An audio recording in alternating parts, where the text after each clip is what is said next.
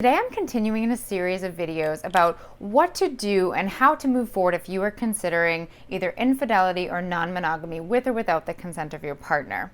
My name is Jaclyn Foster and I am the author of I Touch Myself, Lessons to Wake Up Desire and Fire Up Your Sex Drive. And what we're going to talk about specifically today is incorporating gratitude and appreciation into your current relationship. What we put our attention on is what gets expanded on. And though you might be thinking, man, at this point, I give up. I might just go cheat on my partner. Or you might be thinking, man, there's just no way I'm going to be able to talk to my partner about any of this.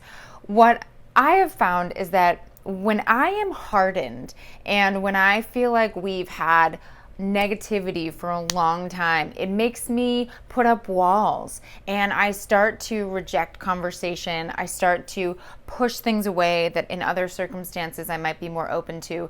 And the thing I found about appreciation is it starts to break down those walls. It starts to create a more softened experience between us as a couple and our relationship. Now, if you're in a partnership where you've noticed that maybe you guys have been together for a long time, for years, and you've gotten to a place where there's a lot of focus on what's wrong.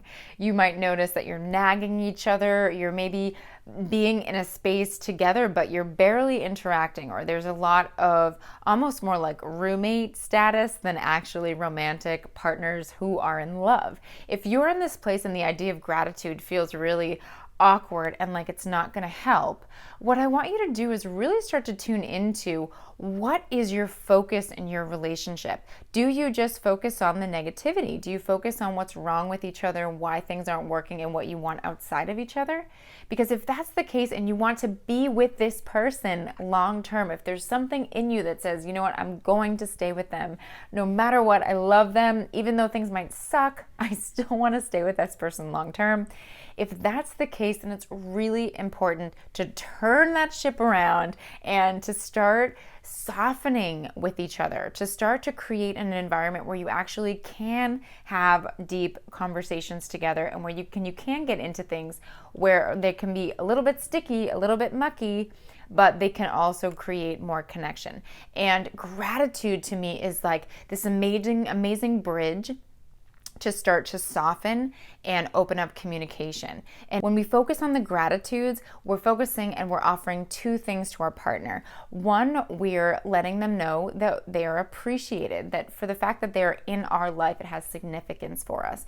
And the other piece too is they notice that you're putting attention on them. When you notice specific details and you share those specific details, it becomes clear that you are actually putting attention on them. And when someone feels that they're getting attention and attention with appreciation, it's just this beautiful combination of feel good and softening and breaking down barriers that you might have about the way that you were before and the way that things always go when you interact. And this is a practice that I only wish that my partner and I started years ago.